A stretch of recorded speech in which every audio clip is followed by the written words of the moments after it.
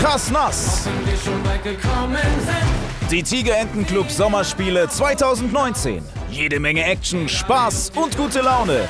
Mit Jess und Johannes. Das ist ein wunderschöner Flamingo und das sind die Tigerentenclub Sommerspiele 2019. Hallo und herzlich willkommen zu Krass Nass. Es sind noch 6 Teams übrig, gibt's gar nicht. 12 sind gestartet und die letzten 6 kämpfen um den Titel Krass Nass Champion 2019. Und heute wollen sie erstmal den Tagessieg holen. Hier sind sie, hier sind Lena und Kaira. Lara und Skadi. Elias und Hannah. Robin und Lennon. Hannah und Lilly. Und Lara und Emma. Guten Tag. Hallo. Hallo, hallo. So, ihr zu Hause, schaut euch bitte mal die Kandidatinnen und Kandidaten an, denn es dürfte euch auffallen, wir haben tatsächlich nur noch ein Team mit Jungs, das im Rennen ist. Wo sind sie denn? Da drüben sind sie. Was ist da Lennon los? und Robin. Die Mädels haben die Jungs ganz schön nass gemacht in diesem Jahr bei Krass Nass. Was ist denn eure Taktik für die letzten Tage, vor allem für heute? Auch wieder einfach weiterkommen, auch eine gute Platzierung machen. Ja, bisher läuft es ja eigentlich ganz gut. Sprecht ihr euch irgendwie ab vor dem Parcours? Macht ihr aus, wer macht was? Wie geht ihr da vor? Habt ihr eine Taktik? Ja, also wir besprechen uns, wer was macht. Und ich glaube, die Besprechung ist immer ganz gut. Sehr gut, ich drücke euch natürlich die Daumen, aber so ganz alleine sind sie ja nicht. Es gibt ja noch einen männlichen Vertreter. Aber hallo, und zwar ist das er hier, Elias. Aber du bist in einem Mixteam und zwar mit der ziemlich coolen Hannah. Wie habt ihr euch jetzt vorbereitet für heute? Gar nicht. Oh, das ist doch wunderbar. Scheint jetzt zu klappen, oder? Ja, mentale Vorbereitung, ja. Wolli, unser Kommentator, du weißt am besten, worauf es heute ankommt. Ich glaube, das Teamwork, das ist heute extrem wichtig. Was steht an, Wolli? Hallo Jess, hallo Johannes. Gemeinsam im Monsterpool und durchs Labyrinth. Also Ego-Trips sind verboten, denn nur mit Teamwork geht es heute zum Sieg. Ja, das sagt Bolli und jetzt gibt es noch einen Tipp für euch zu Hause. Ich hoffe, ihr habt euch die letzten Folgen Krass Nass angeschaut. Dann wisst ihr könnt auf den richtigen Tagessieger tippen. Einfach abstimmen auf krassnass.de und mit ein bisschen Glück gewinnt ihr diese aufblasbare Strandgurke.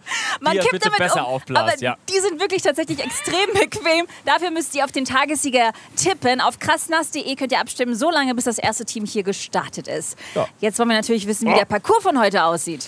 So, gezeigt wird der von Captain Krass Nass und Leichtmatrose Krass Plus! So, ihr beiden, dann zeigt mal her den Parcours. Los geht's! Achtung, fertig, krass, nass! 2 Stangen, ein Ball und ein Korb. Der Ball muss ohne runterzufallen so schnell wie möglich in den Basketballkorb. So schnell wie möglich raus zum Beckenrand, heißt es danach. Und mit 2 Eimern ins Labyrinth. Und am besten nicht die Wege des Leichtmatrosen wählen, der hat hier mal komplettes Orientierungschaos. Und dann ist im Labyrinth was versteckt, nämlich ein prall gefülltes Becken Wasserbomben. Natürlich wird nicht verraten, wo es steht. Bitte einmal voll machen und dann raus, ohne schusselig zu sein. Und raus Richtung hängendem Eimer. Der ist schon bekannt. Diesmal dürfen beide gleichzeitig werfen. Ziel natürlich wieder den Eimer auf Sinkflug bringen. Und sobald der Eimer den Boden berührt, läuft Spieler 1 los. Durch den Hindernispool.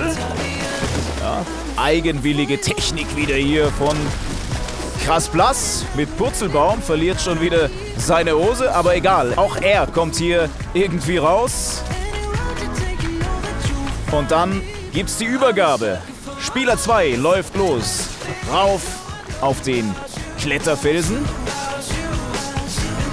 Die Zeit spielt hier natürlich wieder die allergrößte Rolle. Sieht ordentlich aus, wie das unser Captain macht.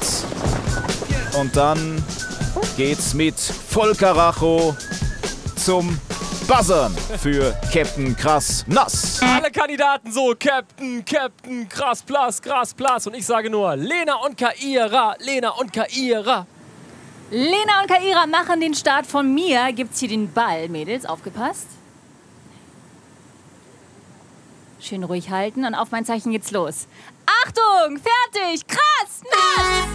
Es wird immer spannender bei Krass Nass 2019. Nur noch 6 Teams im Wettbewerb, eines davon Lena und Kaira hier mit ganz viel Gefühl unterwegs. Wie beim Stäbchenessen im China-Restaurant, da darf auch nichts runterfallen. Und sie haben es geschafft, rein in den Korb und dann gegen die Wassermassen ankämpfen. Saubere Kraultechnik hier bei beiden, vor allem bei Kaira, die schon draußen ist. Den Eimer schnappen und im Labyrinth auf die Suche gehen nach den Wasserbomben. Wo sind sie versteckt? Nicht ganz einfach, das Labyrinth natürlich riesig. Einmal links umgeschaut, rechts umgeschaut, da ist sie schon auf der richtigen Route und Kaira hat ihn gefunden. Gute Abstimmung hier auch, da wird Lena gleich hergerufen und dann einmal bitte voll machen. Auch hier natürlich Teamwork gefragt, auf den Partner hören und den Ausgang wiederfinden. Auch das ist nicht ganz einfach, aber sie stellen sich hier gut an, Lena und Kaira. Prallvoll der Eimer, da gehen 1, 2 Wasserbomben sogar kaputt.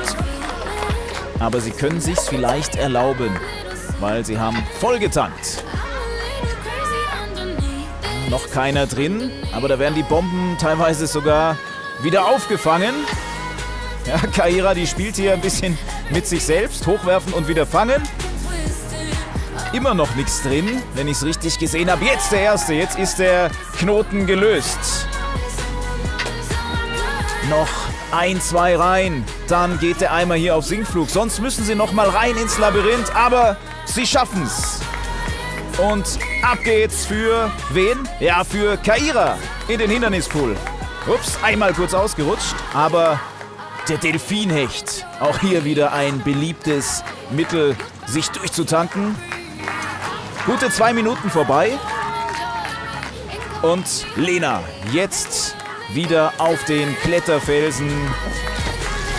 Kennt sie schon. Unten noch ein bisschen Wasser, was alles noch ein bisschen schwieriger und glitschiger und rutschiger macht. Aber sie macht das hier ganz souverän.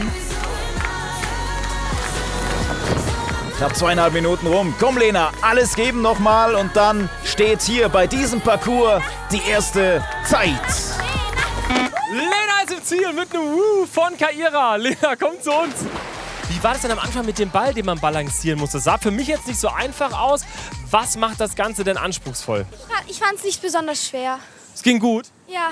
Was ich super fand, du schwimmst doch, Kaira, oder? Weil man hat gesehen, ihr habt den Ball reingemacht und du hast sofort in diesen Kraul-Modus geschaltet. Also Schwimmen ist echt ein Element. 2 Minuten und 35. Ab mit euch in den Strandkorb. Und ich gehe davon aus, Jazz hat am Pool schon wieder den Ball zur Hand. Den habe ich genau hier bei mir, Johannes. Und jetzt kommt er auf die 2 Stäbe von Lara und Skadi. Die Mädels sind als Nächste dran. Vorsicht, Mädels. Schön ruhig halten, dass er nicht jetzt schon runterfliegt. Auf mein Zeichen geht es los. Achtung, fertig, krass, nass! Lara und Skadi hier mit etwas breiterer Grifftechnik, glaube ich. Einmal den Ball fest einklemmen und dann einmal rüber. Jawohl, da stellen sie sich ganz geschickt an. Und auch hier wird gekrault und wir springen ins Labyrinth. Da sind sie schon auf der richtigen Route. Und es ist natürlich auch schlau, sich hier aufzuteilen. Dass eine links geht, eine rechts geht und eine wird dann eben schon das Becken voller Wasserbomben finden. Auch hier ist das der Fall. Und zusammen wieder raus. Ja, beide wie 2 Schlangen. Wer ein altes Handy hat, der kennt noch das Spiel Snake. Vielleicht die jüngsten Teilnehmer hier nicht mehr. Aber so sieht das hier von oben ein bisschen aus. Und jetzt mal schauen, wie sie sich als Basketballer anstehen. Lara und Skadi. Alle ganz eng vorbei. Jetzt ist die erste drin. Und auch Nummer 2 und Nummer 3. Und der Eimer geht auf Sinkflug. Und Lara ab in den Hindernispool. Da platscht's einmal richtig. Ohne Rücksicht auf Verluste. Alles geben fürs Team. 1 Minute 40. Also deutlich schneller als das erste Team hier. Und Skadi, die nimmt auch mal kräftig Tempo auf. Einmal links, rechts, links, rechts, links, rechts. Jawohl. Das flutscht hier hoch. Und unter 2 Minuten noch. Das wird hier definitiv eine neue Bestzeit für Lara und Skadi. Was eine Zeit, Skadi und Lara. Und bei Lara habe ich immer das Gefühl, die trinkt unseren Pool leer. Hast du wieder einen großen Schluck genommen, immer aus dem Hindernispool? Ja. Wie ist denn das passiert? Ich bin über das Hindernis, ich mache immer meinen Mund auf, wenn ich irgendwas mache. Und dann geht der Schaum da immer rein. Aber Mädels, ich sage euch was, ihr könnt zufrieden sein. 2 Minuten und 4 Sekunden, eine halbe Minute schneller als das Team davor. Also ab mit euch beiden in den Strandkorb. Sie sind es ja gewohnt, die beiden, wie es sich anfühlt, im Strandkorb zu sitzen. Und so ein bisschen bin ich neidisch auf Jazz. Die hat den schönsten Platz hier, mit den Beinen im Pool oder was? Jawohl, Johannes, das ist so schön hier. Hanna und Elias sind als nächstes am Start. Das Team, das sich mental immer auf den Parcours vorbereitet. Lara und Skadi waren gerade sehr schnell, also gebt auf jeden Fall Gas. Hier ist schon mal der Ball. Auf mein Zeichen geht's los. Achtung, fertig, krass, nass. Elias und Hanna, das Mixdoppel. Etwas wackelig, aber sehr konzentrierter Blick von Hanna. Und ja, auch wenn sie ein bisschen wackelt, sie schaffen's. Auch hier erfolgreich die Geschicklichkeitsübung geschafft. Und Elias mit ganz langen Kraulzügen raus aus dem Pool. Und rein ins Labyrinth. Beide hintereinander. Und Hanna ist schon auf der richtigen Spur. Elias geht den anderen Weg. Da wird er schon herzitiert von der Dame Elias. Hier ruft Hanna. Ja, auch gute Teamwork bei beiden. Das einzige Mixed-Team, also Junge und Mädchen, die ja noch dabei sind. Auch gut in der Zeit. 1 Minute durch. Und wir springen direkt zum Werfen. Gleichen Treffer von Elias. Die sind beide natürlich groß gewachsen. 2. Treffer von Elias. Klasse. Und dann dankt er hier noch einen rein. Und direkt weiter Richtung Becken. Wow! Monstersprung von Elias. Bist du verrückt? Was gab's denn bei dir heute zum Frühstück? Irre. Und weiter für Hanna. Die kann die Energie vielleicht mitnehmen. Aber Hanna ist auch schon fast hier oben. Fast die gleiche Zeit wie bei den anderen. Knapp 2 Minuten, wie bei Lara und Skadi eben. Wird hier eine ganz enge Nummer. Hier, die Technik ist schon bekannt. Kopf voraus, die Rutsche runter. Und wo bleibt die Zeit stehen jetzt? Sag mal, ich habe gestern in der letzten Folge schon zu dir gesagt, dass du der Stuntman bist. Und das gucken wir uns jetzt bitte nochmal in der Zeitlupe an. Das ist was für Genießer. Da kommt er angerannt, Elias, hat erst noch geworfen. Und dann macht er einen Hechtsprung durch den ersten Ring. Sag mal, wie bist du auf die Idee gekommen? Weiß nicht, damit ich schneller durchkomme. Ja, das sah aber ganz cool aus. Also alle hier in der Manege so gesagt, boah, was macht der denn? Und Hanna hat noch Kommandos gegeben, oder? Lauf los, Elias, lauf los. Ja, es war wahrscheinlich so ein Reflex. Ich weiß es nicht. Die Zeit 2 Minuten und 8. Also aktuell Platz 2 für euch. Ruht euch aus. Wir freuen uns auf das nächste Team. Die stehen hier schon im Pool bei mir und im Moment ist sie noch ein bisschen kalt, aber ich glaube, das vergeht sehr, sehr schnell. Das sind Lennon und Robin. Für euch kommt hier der Ball. So, schön ruhig halten. Auf mein Zeichen geht's los. Seid ihr bereit, Jungs? Achtung, fertig, krass, nass! Das letzte Jungsteam bei Krass Nass 2019, Lennon und Robin. Bisschen Probleme, bisschen wackelig hier. Und da fällt er fast runter. Ja, sie können es noch schaffen, aber er fällt doch. Und der Pfiff von Krass Blass. Aber es gibt hier keine Zeitstrafe, weil der Zeitverlust ist schon groß genug. Beim zweiten Mal klappt es dann. Und dann ab ins Labyrinth. Rechts oben zur Orientierung im Bild, da steht das Wasserbombenbecken. Aber sie laufen hier beide hintereinander her, teilen sich nicht auf wie die Mädels oder das Mixteam davor, sondern laufen gemeinsam hier ins Verderben, kann man fast sagen. Völlig falsche Richtung. Da ist das Wasserbombenbecken auf jeden Fall nicht. Aber von oben sieht das natürlich einfach aus. Wenn einmal der Wurm drin ist, dann sieht das nämlich so aus. Alles dreht sich wie auf der Achterbahn, alles blau, gelb und rot. Und jetzt hier rechts, genau. Jetzt sind sie auf der richtigen Fährte und haben das Becken auch gefunden mit etwas Problemen, Lennon und Robin. Jetzt einmal Wasserbomben im Sommerschlussverkauf. Zur Kasse müssen sie heute nicht und zahlen auch nicht. Einfach raus aus dem bunten Einkaufszentrum. Aber wenn es nur so einfach wäre. Zumindest ist auch hier irgendwie nicht ganz klar. Links, rechts, rechts, links. Und jetzt laufen sie hier komplett wieder Richtung Eingang.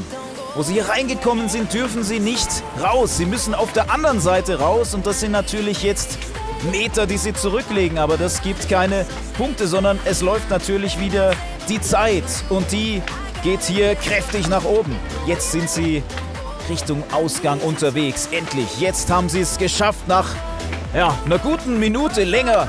Robin und Lennon, da war der Routenplaner mal komplett Richtung Südsee eingestellt. Und auch vom Werfen her waren andere Teams schon schneller.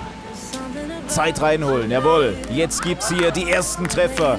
Und endlich geht der Eimer zu Boden. Lennon, jetzt einmal kräftig springen. Auf geht's. Durch die 3 Reifen durch.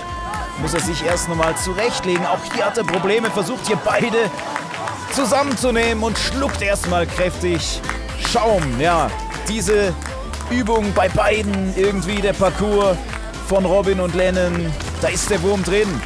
Bei allen Übungen. Und jetzt natürlich hier auf dem Kletterfelsen. Das haben alle Teams schon mal gemacht. Da ist es schwierig, die Zeit irgendwie noch mal reinzuholen. Wir schauen mal auf die Zeit. 3 Minuten, also andere Teams hier eine Minute schneller. Das wird schwer, hier dem Schleuderrad zu entkommen. Aber wir schauen mal. Robin haut auf den Buzzer. Wir stoppen an der Stelle die Zeit. Und Jungs, was ist da los? Komplettes Chaos im Labyrinth. Habt ihr euch da einmal komplett verlaufen? Ja, schon. Wir sind den falschen Weg gelaufen. Und dann sind wir wieder beim Anfang erst rausgegangen. Und dann mussten wir nochmal den ganzen Weg zurücklaufen. Ja, also wir haben halt dieses Ding nicht gefunden und als wir es dann gefunden haben, wussten wir nicht mehr genau, wo wir waren. Leute, wir gucken mal auf die Zeit. 3 Minuten und 10 Sekunden. Klar, es kommen noch ein paar Teams, kann sich noch ein bisschen was ändern. Ruht euch aus und weiter machen wir bei der, die ganze Zeit nur chillt bei Jazz am Pool. Verstehe ich nicht. Das ist ganz klare Arbeitsaufteilung, Johannes. Hanna und Lilly sind jetzt als nächstes Team dran und die beiden müssten sich im Wasser eigentlich wohlfühlen, denn sie nennen sich als Team die Wasserratten. Hier kommt euer Ball, Mädels. Schön festhalten. Und auf mein Zeichen geht's los. Achtung, fertig, krass, nass! Die Wasserratten Hanna und Lilly sind im Flow, hüpfen ja fast schon Richtung Korb. Aber da hüpft der Ball von der Stange und auch hier gibt's den Pfiff von krass blass. Gibt's große Koordinationsprobleme, auch beim zweiten Mal klappt's nicht. Natürlich auch hier keine Strafsekunden. Da ist der Zeitverlust schon mal deutlich. Und jetzt alles reinhauen ins Wasser mit der Kraultechnik hier auch bei beiden. Und rein ins Labyrinth. Also am Anfang ist das noch zu verkraften, wenn sie jetzt nicht den halben Nachmittag im Labyrinth verbringen, wie Lennon und Robin gerade. Aber sie wählen jetzt den rechten Eingang und vielleicht ist das gar keine schlechte Taktik hier, von der anderen Seite zu kommen. Ja, jetzt genau eine rechts und das Ziel ist schon gefunden. Also noch keine Minute rum und auch ganz schnell voll gemacht. Und sie sind schon draußen. Versuchen sich als Dirk Nowitzki am Eimer. Ja, 2 Treffer hintereinander. Einer fehlt noch. Jawohl, da kommen noch ein paar Treffer dazu. Und da wird noch gestopft. Und dann geht's los. Upsala. Kleiner Sturz aufs Hinterteil, aber das sind die Teilnehmer hier, die Teams schon gewohnt. Das macht denen gar nichts mehr aus. Die sind hier angstfrei unterwegs. Und weiter geht's für Hanna. Unterwegs Richtung neue Bestzeit vielleicht. 1,50 wird auf jeden Fall eine ganz, ganz enge Kiste. Also 3 Minuten brauchen sie hier definitiv nicht. Hanna auch schnell wieder auf den Beinen. Und jetzt noch den letzten Sprint. Anziehen, Hanna! Hanna und Lilly sind im Ziel. Mir wurde eben nochmal bestätigt, das Wasser im Hindernispool, es schmeckt nicht besonders gut. Aber wir quatschen über den Parcours. Ich habe krass blass 3-mal Pfeifen gehört im Monsterpool, hab's aber nicht genau gesehen. Was ist da passiert, Hanna? Ja, und ist der Ball immer rausgefallen. Wieso denn? Wir hatten nicht so ruhige Hände. Was ja auch cool ist, alle Teams halten hier zusammen, oder? Also wenn das eine Team läuft, feuern die anderen an. Das ist nicht so eine Konkurrenz. Ich habe das Gefühl, alle verstehen sich ganz gut. Oder vielleicht könnt ihr uns da mehr darüber erzählen. Ja, also wir verstehen uns eigentlich alle super und wir freuen uns halt über die den Tagessieg haben, aber sind dann auch traurig über die gehen müssen. Mädels, wisst ihr was? Ihr seid die neuen Spitzenreiter. 2 Minuten, 4 Sekunden und 46 Hundertstel. Jetzt geht in den Strandkorb. Weiter geht's am Pool. Die haben sich gerade richtig gefreut. Das heißt, auch wenn im Parcours mal was ein bisschen schief läuft, kann man trotzdem noch eine Bestzeit rausholen, wenn man schnell rennt. Die waren ganz schön außer Atem, aber ihr macht das mindestens genauso gut. Lara und Emma. Und Emma, du bist hier so gechillt, du strahlst so eine Ruhe aus. Haltet das. Hier kommt nämlich euer Ball. So, und jetzt auf mein Startzeichen geht's los für euch, Lara und Emma. Achtung, fertig, krass, nass! Also gerade eben Hanna und Lilly mit der Bestzeit und jetzt schon unser letztes Team, Lara und Emma. Mit ganz viel Gefühl bewegen sie sich hier fort. Da wird nichts riskiert. Sie haben natürlich auch gesehen, wie gefährlich das hier sein kann, wenn man zu sehr wackelt. Aber diese Vorsicht hat sich hier ausgezahlt. Schön gemacht von Lara und Emma. Geht's genauso gefühlvoll durchs Wasser und genauso gefühlvoll rein ins Labyrinth. Sind ja hier regelmäßig mit guter Zeit unterwegs und auch hier habe ich eigentlich keine Bedenken, was die Abstimmung anbelangt. Ja, da wird sich aufgeteilt, aber Lara hat irgendwie die richtige Intuition, dass es doch links rumgehen muss. Und auch da ist das Becken schnell gefunden und der Eimer schnell gefüllt. Bisher kein Team nochmal zum Nachladen geschickt. Das sind natürlich auch so, ich schätze mal 20 Wasserbomben, die sie hier sammeln. Und jetzt gilt es zu treffen. Anfeuerung von außen, ein Randtreffer, der dann wieder rausspringt.